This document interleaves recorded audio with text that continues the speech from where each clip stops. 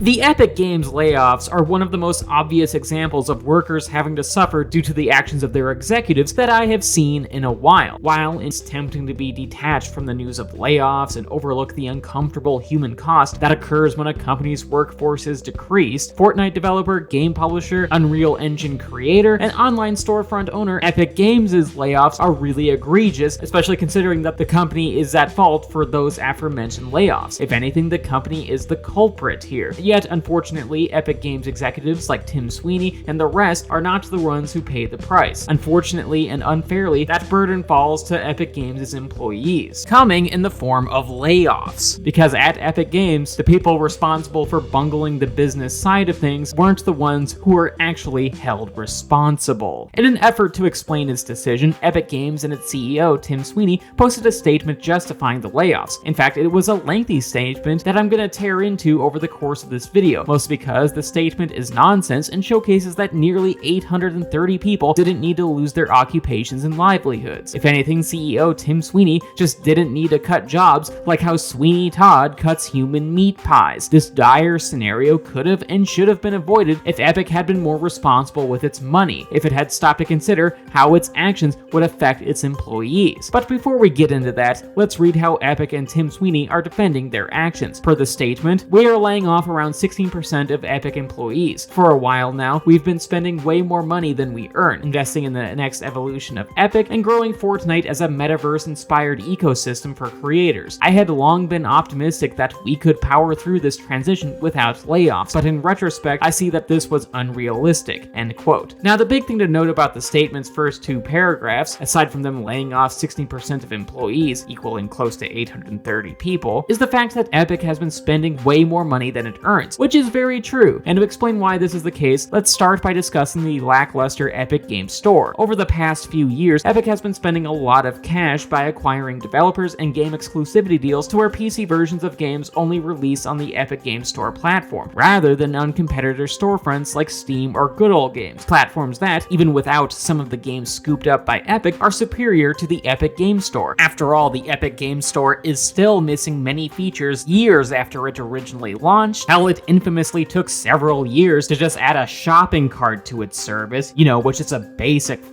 feature, and it still honestly just does not have the robust communities that its competitors possess. And with Epic acquiring exclusivity deals, many gamers feel like they are being strong-armed into using a worse service in order to play a game that, due to Epic's meddling, is not available to play on Steam or other preferred services. In certain instances, in order to play a game, gamers would have to use the Epic Game Store, even though they often really don't want to. Yet with that said, Epic's handling of the Epic Game Store doesn't sustain a happy community or customer base, because sure, if someone really wants to play a PC game exclusive to the Epic Game Store, that said player will reluctantly boot up EGS in order to play it, but sadly for Epic, most of those said players won't stick around to play games that aren't EGS exclusives, instead opting to go back to Steam and such. And the numbers kinda exemplify that. In 2021, Steam's 120 million monthly active user base dwarfed Epic Games' comparatively paltry 56 million monthly active user base. In 2022, 57% of all consumer spend on the Epic Game Store was toward first-party Epic Games titles, i.e. games that Epic makes or produces, which, to state bluntly, is not a percentage size that is good for a healthy online storefront, and proves how the Epic Game Store is first-party driven. And then there's the fact that Epic Games views its storefront as an investment, that it was and is acquiring developers and exclusivity deals in order to bet on its storefront to be majorly profitable down the line. Yet, unfortunately for the company, whether or not that end goal does come to fruition, that doesn't change Epic's current financial troubles and the resulting layoffs. Hell, even studios that Epic acquired, like Fall Guys developer Mediatonic, were hit by the layoffs, kind of proving that throwing around all that money just wasn't all that smart of a move on the part of Epic Games. And for that, EGS is just not a winning scenario for Epic Games at the moment, even before considering how the Epic Game Store has an 88 to 12% revenue split that really favors the developers over Epic. Which on the one hand, I'm happy for the developers for being able to get a good deal from Epic, but on the other hand, it didn't really help matters when it came to Epic reporting huge losses of money that resulted in layoffs. Because with that monetary cut, Epic made less money for each game sold on its storefront compared to what Valve makes on Steam via a 70-30 revenue split. In other words, profit-wise, Epic is not currently winning the online storefront current war. Then there's Epic's legal battle with Apple, something that Epic refers to as, and I hate that I have to say this, Project Liberty, beleaguered sigh. Since 2020, Epic Games has been duking it out against the maker of the iPhone, iPad, iPod, iWatch, I Love Lucy, and alleges, as Reuters put it, that Apple's requirement that developers distribute software through its App Store, where Apple charges up to 30% commissions on in-app payments on iPhones and other devices, violated US antitrust rules, end quote. And look, Epic's grievances against Apple are fair because the App Store doesn't really allow for competition. Developers and publishers generally have to put up and shut up when it comes to dealing with Apple's terms. But still, and this cannot be overstated, the company that is criticizing Apple isn't a small-scale developer. It's Epic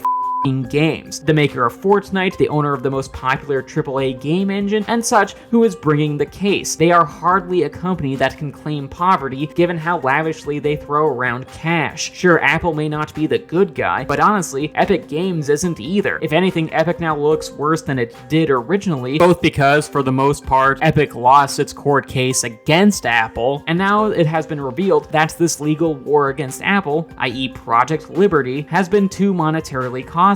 Hell, Epic even noted the cost of its legal woes in its statement as to why it was laying off so many of its employees. Per the statement, we've been taking steps to reduce our legal expenses, but are continuing the fight against Apple and Google distribution monopolies and taxes, so the metaverse can thrive and bring opportunity to Epic and all other developers, end quote. This is honestly not a great look for Epic, because at a time when they are laying off hundreds of people, Epic is essentially reminding everyone that the company is blowing money on a lawsuit and will continue to blow money on that lawsuit that could have been used to save people's jobs, which is just not good timing, because Project Liberty, more like Project Cringe. Then finally, there's Fortnite, the battle royale and live service crown jewel that Epic referred to in its statement about the layoffs. See, Fortnite, and by extension Epic Games, are in a stage of transition. While Fortnite remains popular as a battle royale gaming experience and is pop culturally relevant, the game has a mode that was added post-launch 4 years ago called Fortnite Creative, something that Epic intended to help lead into a Fortnite-inspired metaverse, i.e. a shared virtual world, via user-created content. But unfortunately for Epic, Creative Mode just hasn't really done that yet. While sure, many players have used Fortnite Creative to, well, create virtual spaces and game modes, it still is not the metaverse. To quote a really good Forbes article on the subject by Paul Tassi, Epic has utterly failed to deliver on Fortnite's metaverse potential. It's kept its battle royale chugging along, but instead of building out a large-scale space where people could exist and socialize and realize the sci-fi versions of the metaverse, it opted to go after Minecraft and Roblox instead, with Fortnite Creative, parceling out metaverse creation to its community and little self-contained islands. Neat player projects were born from it,